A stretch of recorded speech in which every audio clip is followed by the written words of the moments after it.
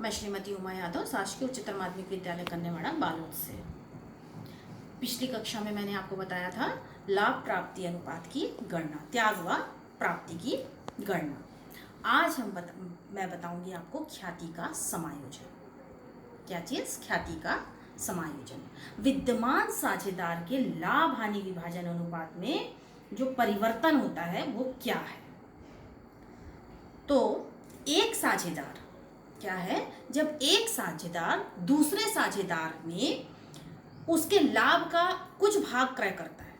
क्या है? एक साझेदार दूसरे साझेदार से उसके लाभ का कुछ भाग क्रय कर रहा है और यह क्रय करने वाला जो साझेदार है उसके द्वारा त्याग करने वाले साझेदार को ख्याति की अनुपातिक राशि, क्या राशि?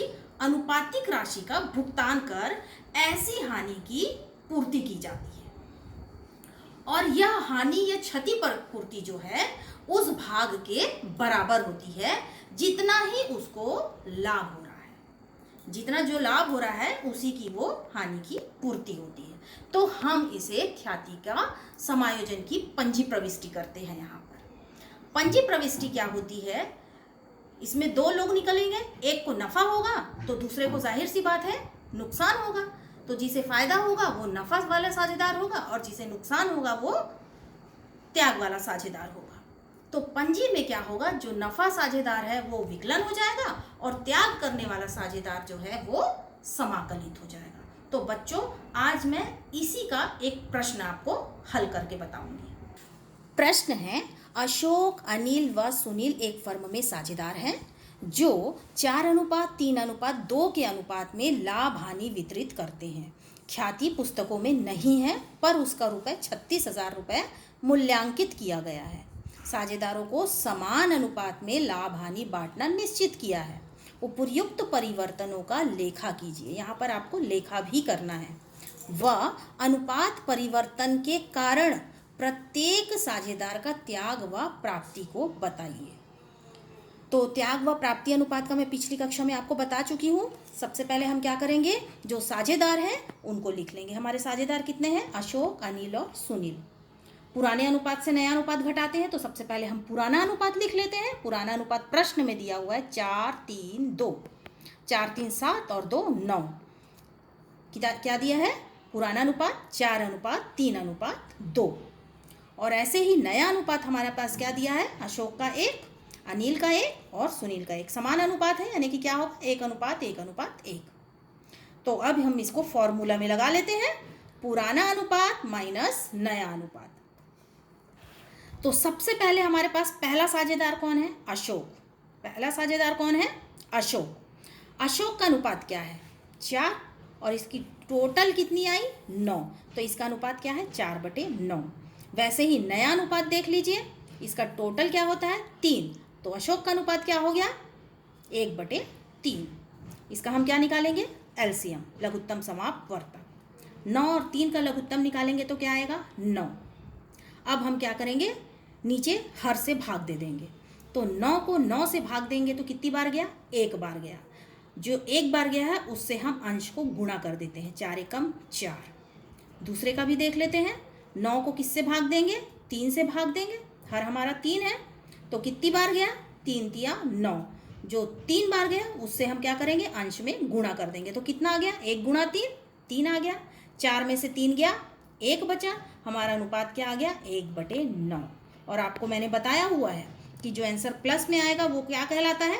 त्याग अनुपात कहलाता है। तो हम यहाँ पर क्या लिख दिए? त्याग। अनिल का भाग निकला है। अब किसका निकाल देंगे हम? अनिल का। अभी अशोक का निकला है, अब हम किसका निकालेंगे? अनिल का। अनिल का भाग कितना है? 3 और टोटल क्या था? 9। तो इसका भाग है 3/9। और नया अनुपात क्या है अनिल का? 1/3। इसका भी लघुत्तम निकाल लेते हैं। 9 और 3 का लघुत्तम आता है 9 और अगर आप इसको भाग देते हैं तो 1 बार जाता है और किससे गुणा कर देते हैं? अंश से गुणा कर देते हैं। तो कितना आएगा? 3। वैसे ही 9 को अब इससे भाग देते हैं 3 से तो कितनी बार जा रहा है? 3 बार जा रहा है। और किससे गुणा कर देंगे? अंश से। तो गुणा करने से कितना आ गया? 3। 3 में से 3 गया, क्या बचा? 0। 0/9। यहाँ पर आंसर क्या लिखोगे? नील। यहाँ कुछ भी नहीं हो रहा है। क्या है? नील। ना नफा है और ना ही त्याग है। इसी प्रकार तीसरा साझेदार है सुनील। सुनील का अनुपात देख लेते हैं क्या है, 2 और कुल भाग कितना है। तो सुनील का भाग है, पुराना अनुपात सुनील का है 2/9 और नया अनुपात जो है वो है 1/3। ऊपर मैंने बताया हुआ है आपको, पुराना अनुपात क्या है 2/9 और नया अनुपात है 1/3। सेम प्रोसेस, लघुत्तम निकालिए, उसके बाद भाग दीजिए और गुणा कर दीजिए तो कितना आएगा, पहले में 2 और दूसरे का क्या आएगा 3। 2 में से 3 को घटाएंगे तो माइनस में आंसर आया 1/2। आंसर माइनस में है तो क्या हो जाएगा, ये नफा। ये अनुपात क्या कहलाएगा, नफे का अनुपात।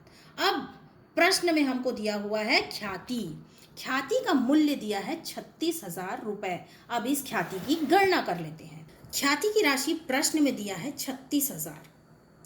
तो अशोक का भाग हमारा आंसर में आया 1/9, तो कर देंगे, इसको काटेंगे तो कितने बार जाएगा, 9 चौक 36, तो आंसर कितना आया 4,000। अनिल का आया था 0 यानी कि नील। सुनील का भाग भी कितना आया है, माइनस में आया था 1/9, 36,000 गुणा 1/9, तो इसका भी आंसर कितना आएगा 9 चौक 36, तो ये भी कितना आ गया 4,000।